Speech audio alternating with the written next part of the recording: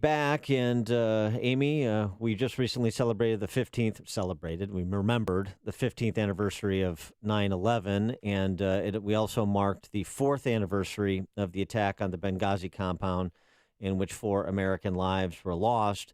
This is an issue that is central to the presidential campaign. It was central to the Republican National Convention when Patricia Smith, the mother of Sean Smith, one of the 4 brave Americans who was killed in Benghazi, spoke at the RNC, and she had this to say. That night, we lost sons, brothers, fathers, and husbands. We lost 4 brave Americans who made the ultimate sacrifice for the country they chose to serve, and the American people lost the truth. For all of this loss, for all of this grief, for all of the cynicism the tragedy in Benghazi has brought upon America, I blame Hillary Clinton. And we're now pleased to be joined by Patricia Smith, the mother of Sean Smith. Patricia Smith, thanks so much for joining us. We appreciate your time. Hi there. So as we mark the 4th anniversary of the Benghazi attack in which your son's life was taken, he was murdered by terrorists, how do you reflect back on what has transpired in the last 4 years? Well, pretty much I've learned that my government is going to lie to me, and I've accepted that. Well, let me ask you a follow-up to that. Well, let me say this. She hasn't accepted that because we brought a lawsuit.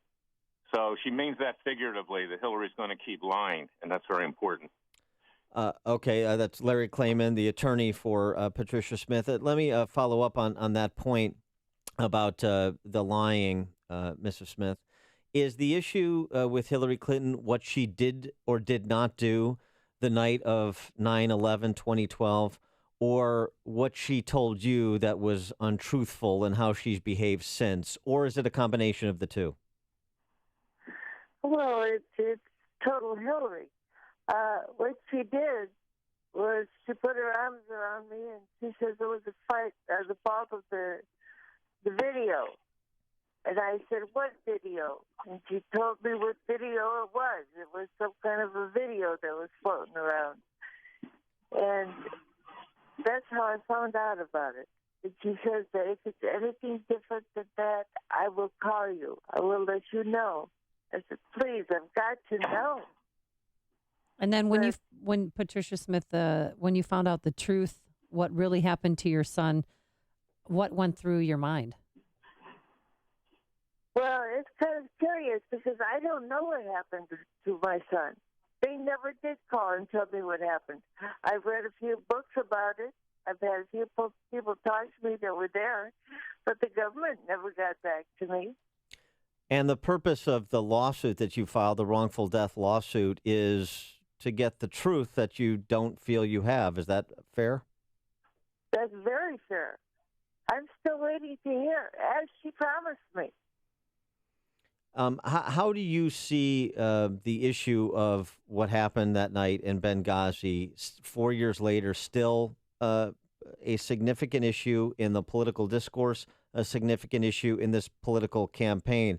Do you see this as a positive because the more people continue to talk about it and search for answers, the more answers you'll hopefully ultimately get? Or do you see this as becoming kind of a political football and detracting from the questions for which you seek answers? Well, first of all, you said an awful lot in this time, and I have no idea how to answer it. I don't have any. I know how I can boil it down. I don't have any answers. As promised, they promised me they would give me answers as to why my son is dead. They did not. They didn't even tell me why he was there. They've told me nothing. Absolutely nothing. Other than, I will get back to you. And then when I did call, they would say things every time. It was like it's written in the script. That I am not a member of the immediate family, so they don't have to tell me anything. What was your What is was your decision to speak at the Republican National Convention a decision to was that I'm sorry. what, What? what was your decision to speak at the Republican National Convention? Was that so as to keep this issue front and center, to keep the search for the truth front and center? The decision? The decision to speak at the convention. Why did you make that decision to speak at the Republican convention? Because they asked me to, and I believed in what they asked me to do. Now, Patricia, we just had the anniversary of your son's untimely death. When was the last time you spoke with him? The night before he died, I talked to him and he said, "Mom," he says, I'm going to die." And I said, "Why? Why? Well, tell me." And he said, the security guards they did have been pulled, and they had no more security. And well, he knew he was going to die, and that's it. Well, how could Hillary know this? And she did know this. How could she know this and just let it go on and pull the security? What's with her? We're talking to Patricia Smith. She's the mother of Sean Smith, one of the 4 American servicemen killed in action in Benghazi on 9/11, 2012. Mrs. Smith, have you seen the movie 13 Hours?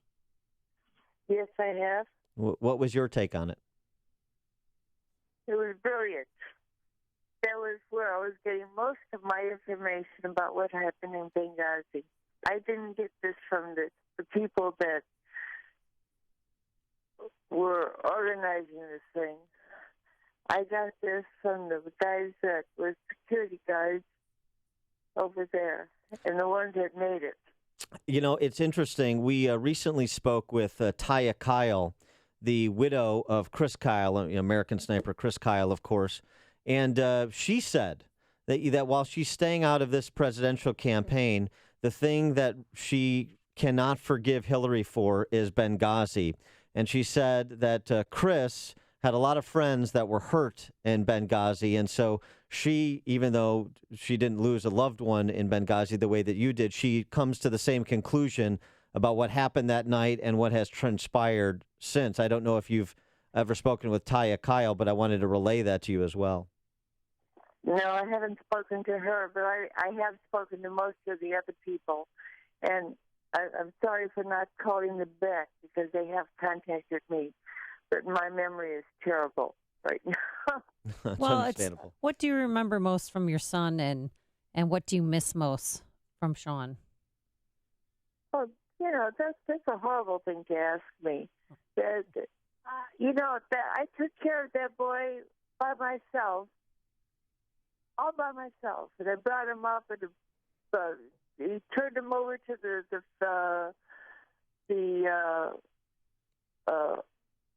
oh God, I can't think straight.